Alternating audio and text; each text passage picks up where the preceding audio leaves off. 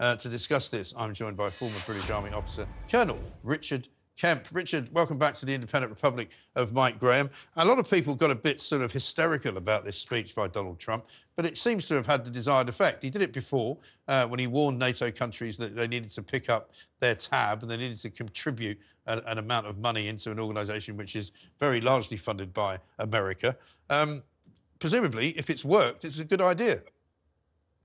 Yeah, if it's worked, I think I don't blame Trump or any other US presidents who have been pretty outspoken about NATO's failure to, or sorry, European NATO members' failure to pull their own weight in defense spending, in protecting their own countries and their own continent, and relying so much on America to do so. It enrages many American taxpayers, quite understandably.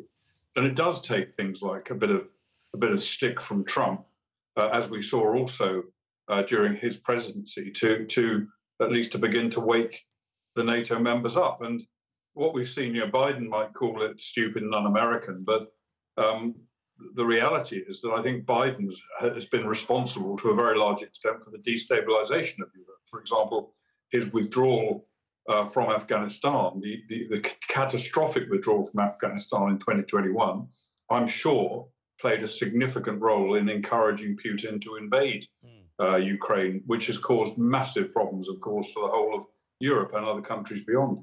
And I think what we do need is, and I do not believe that invasion would have taken place if Trump had been in the White House, mainly because Trump is so volatile and unpredictable. I don't think Putin would have wanted to risk facing the unexpected from Trump.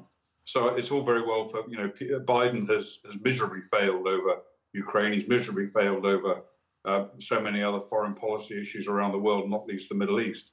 And I think Trump is, whether you like him or not, whether he's good in other areas, I think he's potentially very, very effective for defence matters and for foreign policy. Well, I don't think there's any doubt that the world was a much safer place when Donald Trump was president than it is now. We spoke about this just the other night, how we are now in a very dangerous time, not least because of what's happening in Ukraine, but also the Middle East is kind of in all sorts of conflagrations all over the place, from Iran to Syria to Lebanon to Israel and Gaza, of course, and over to Egypt. I mean, it's a hell of a mess, which Biden doesn't really seem very clued up on how to fix.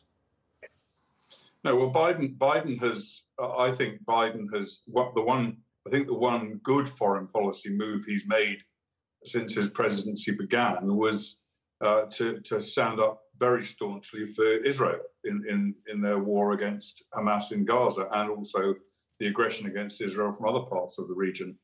And I think that's been a plus for him.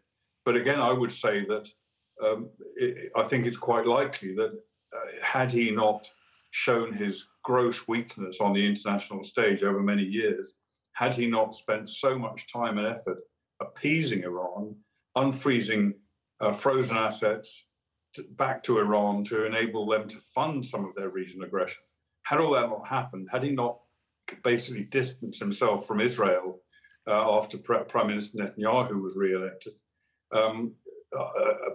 thereby indicating that perhaps America would not be such a staunch ally. I think he essentially helped provoke the terrorist attack against Israel on the 7th of October. Yeah. Oh, there's no question, I don't think, that, there were those voices in the Middle East who were not happy with the Abraham Accords. They were not happy with a process that was kind of helped and started in a way by Donald Trump to try and bring closer together relations between Israel and places like the UAE, Saudi Arabia, not so much Qatar, but, those Arab states that were not on the side of Iran, effectively. Yeah, and Trump's policies led directly to the Abraham Accords. And indeed, Obama's policies before Trump took office contributed as well, because Obama had shown himself to be a less than reliable ally for major countries like Saudi Arabia, which Trump kind of brought back on board, and that led to the Abraham Accords. Saudi Arabia didn't join, but they certainly wouldn't have happened if Saudi hadn't given its blessing. And then again, Biden comes in after Trump and essentially turns the whole thing around again. And not only did he do that, he also effectively put the brakes on the Abraham Accords. Not I don't believe because he thought it wasn't a good thing.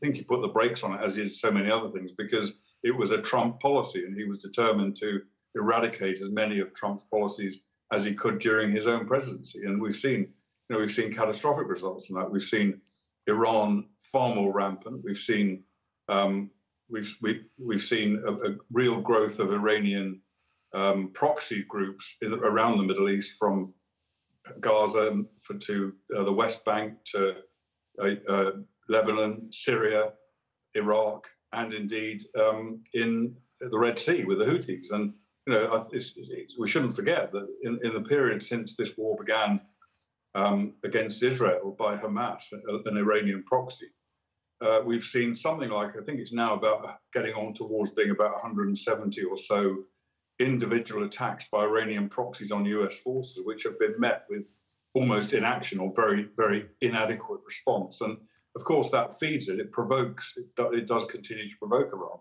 Right, that's the thing. And I mean, we were talking about David Cameron the other night, Richard, and how he should keep his nose out of giving advice to Benjamin Netanyahu. He seems to have upset the Americans tonight, certainly some Republicans, specifically Representative Marjorie Taylor Greene. He's basically been asking for US Congress to make sure they pass this additional aid package of money and aid to Ukraine.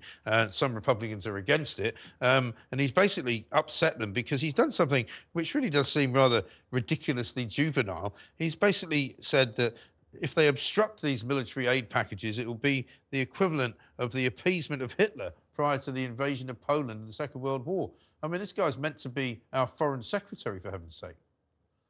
Well, let's not forget it was European countries, including the UK, that played a leading role in appeasing Hitler before the Second World War. Yeah. Really, the finger shouldn't be pointed at America, I don't believe, in relation to that. We can point it much more directly at ourselves, and also to an extent at France and other countries as well. And I think Cameron's comments are highly undiplomatic. It's not the kind of mood that needs to be set between Britain and the US, particularly set against Trump in a way, when Trump potentially could be the president of the United States again early next year. And the last thing we need is to damage any relationship between the UK and Trump. Trump is very pro-UK, unlike Biden, who I think is much more anti-UK. Yeah.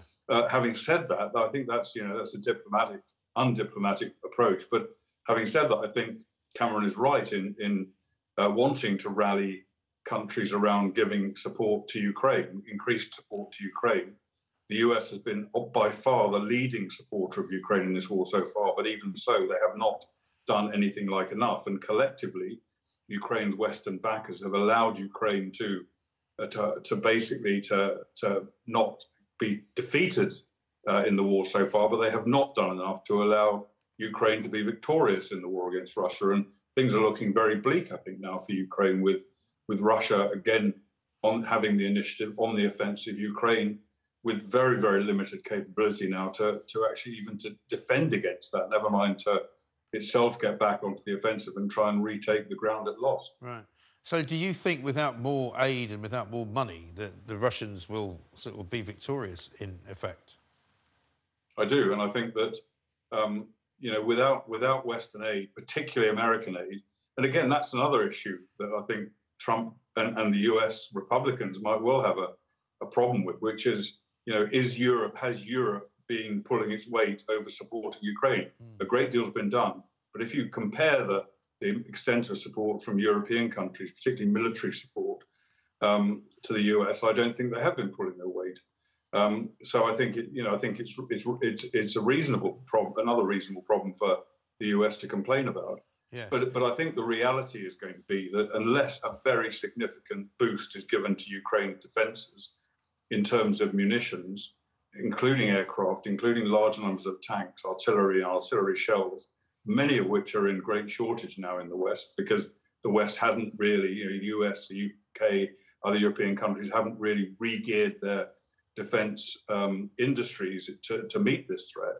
I think if that doesn't occur, and the chances of it occurring, I think, are quite limited, I think what we could end up seeing before the end of this year is a ceasefire, or at least a freezing of hostilities between Russia and Ukraine, because Ukraine simply can't hold out and can't do anything offensive, which is, and of course, any ceasefire is going to be increasingly on Russian terms.